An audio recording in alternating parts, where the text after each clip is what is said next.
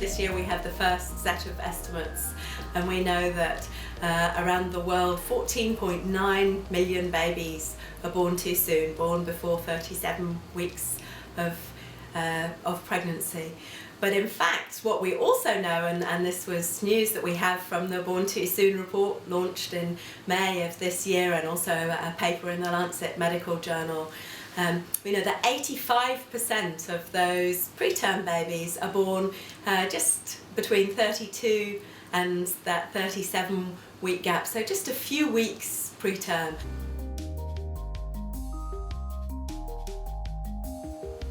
Most of those babies don't need intensive care. They could be saved with kangaroo mother care, tying the baby to the mother's front, being able to breastfeed, better weight gain, better temperature control, avoiding infections.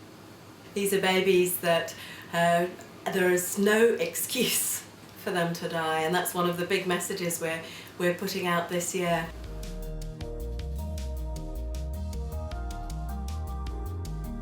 If I was to have a preterm labour in the UK or the US and somebody didn't give antenatal steroids, they would be sued.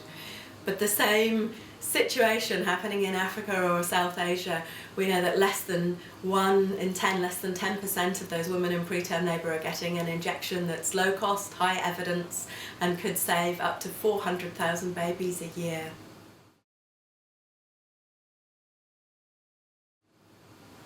This year we have more than 50 partners, at least 40 countries that are going to be having events, and those countries are also including the countries that are most affected. This isn't just a day where we will have some noise at global level, it's a day where a country like Malawi, with the highest preterm birth rate in the world, is really championing change and real leadership.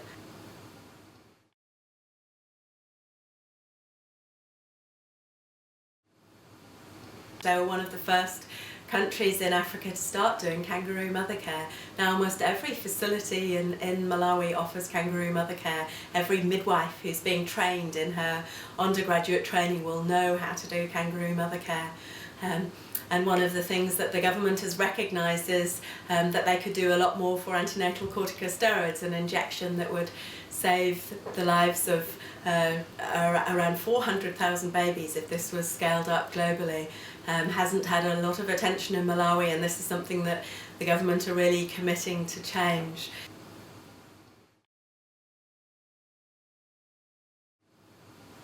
So, important message this World Prematurity Day.